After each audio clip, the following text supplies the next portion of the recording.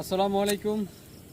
এইমাত্র হচ্ছে কাজ শেষ করে বাসায় আসলাম, এসে দেখি হচ্ছে কলা গাছ পড়ে গেছে। কলা মানে কাঠটা অনেক বড়। এখানে এই যে দেখুন, এই যে অনেকগুলো কলা গাছ আছে। এই দেখুন কত বড় কলা গাছ পড়ে গেছে, মানে নিজের হাতে লাগানো কলা গাছ।